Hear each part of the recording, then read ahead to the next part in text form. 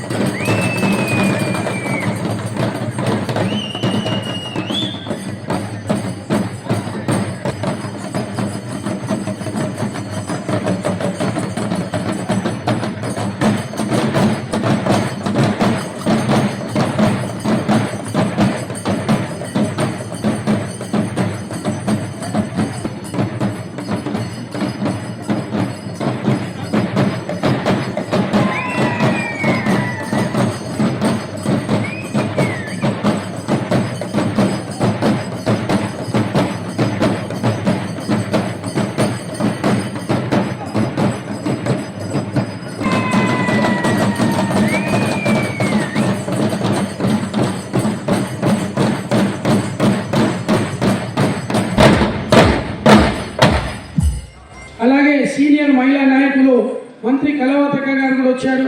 వారికి కూడా బాబుతో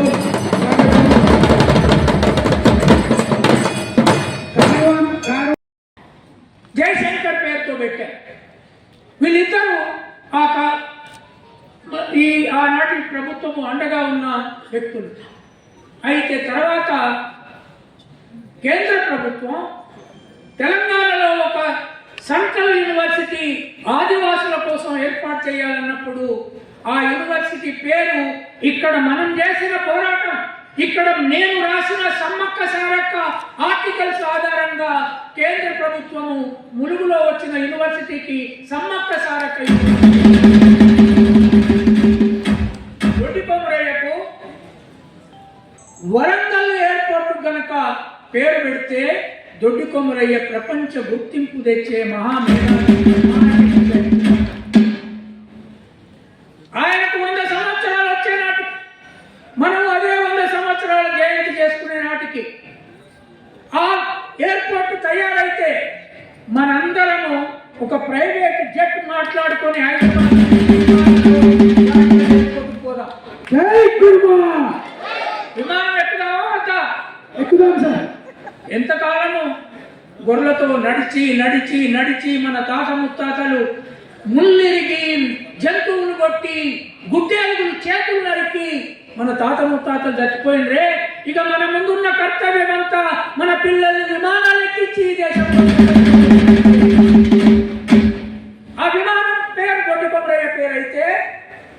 ప్రపంచ దేశాల నుంచి వచ్చే పర్యాటకులు ఎవరికైనా కూడా ఆ విమానంలో దిగినప్పుడు ఈ దొడ్డి కొమరయ్య ఎవ్వరు అనే ప్రశ్న వస్తుంది. ఈ దొడ్డి కొమరయ్య ఒక కుర్మ కులంలో పుట్టాడు. ఒక గొర్రెల కాపరి.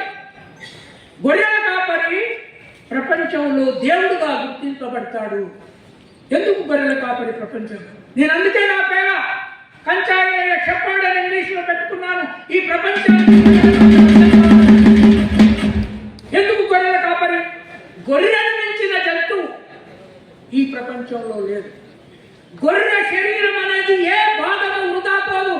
అది గొర్రెను మనకు ఉపయోగపడే జంతువుగా మలిసింది. మన తాత ముత్తాతలు హరప్ప నగరాన్ని కట్టిన హరప్ప ఆయన కూడా గొర్రెల కాపరి.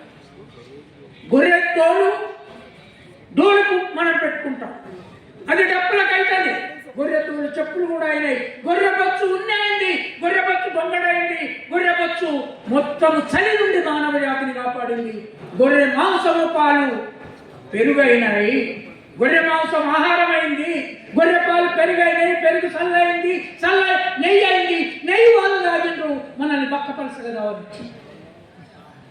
ఎందుకు ఈ గొర్రె జాతి గుర్తింపు లేదు? ఒకవేళ దొడ్డి కొమరయ్య పేరు కనుక ఆ వరంగల్ విమానాశ్రయానికి పెట్టినట్లయితే ప్రపంచ మేధావులు వచ్చి ఆయన గురించి ఆలోచించాల్సి వస్తుంది.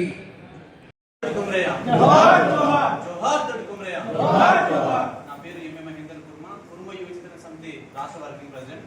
అయితే గత 6 సంవత్సరాల నుంచి దొడ్డి కొమరయ్య ఆశయ సాధన కోసం, అదేవిధంగా దొడ్డి కొమరయ్య జయంతి ఉత్సవాలు, వర్ధంతి ఉత్సవాలు రాష్ట్ర వ్యాప్తంగా మండలాలు, గ్రామాలు, అదేవిధంగా జిల్లాల కేంద్రాల్లో పెట్టుకుంటూ తన యొక్క ఆశయాన్ని మేమందరం కూడా సబ్బండ వర్గాలైనటువంటి బీసీ, ఎస్సీ, ఎస్టీ వర్గాలకు అన్నిటి కూడా చెప్తూ ఈ రోజు కలెక్టరేట్ లో జరుగుతుందంటే దానికి కారణము కుర్మ యువజన సమితి చేసినటువంటి అనేక కార్యక్రమాలు, అనేక సభలు, సమావేశాలు అని చెప్పేసి సభాముఖంగా తెలియజేస్తా ఉన్నా. అదేవిధంగా ఈ యొక్క గొర్రెల కాపర్ల కుటుంబంలో ఉన్నటువంటి కుర్మ జాతి నుంచి పుట్టినటువంటి ఈ యొక్క తెలంగాణ కోసం, తెలంగాణ భూమి కోసం, బుద్ధి కోసం, తెలంగాణ బుద్ధి కోసం, భూమి కోసం అమరుడైనటువంటి దొడ్డి కొమరయ్య గారి పేరుని వరంగల్ మామూలు ఎయిర్పోర్ట్ కి పెట్టాలని చెప్పేసి కూడా మేమందరం కూడా ప్రధాన డిమాండ్ చేస్తా ఉన్నాం. అదేవిధంగా ఈ గొర్రెల కాపర్ల కుటుంబంలో ఉన్నటువంటి దొడ్డి కొమరయ్య జాతి, కుర్మ జాతి పేరు మీద ఇప్పటి వరకు కార్పొరేషన్ ఏర్పాటు చేయలేదు సార్. తక్షణమే మేము ప్రభుత్వాన్ని ఈ వేదిక ద్వారా మేమందరం కూడా కుర్మ కార్పొరేషన్ ఏర్పాటు చేయాలని చెప్పేసి ప్రధాన డిమాండ్ చేస్తా ఉన్నాం.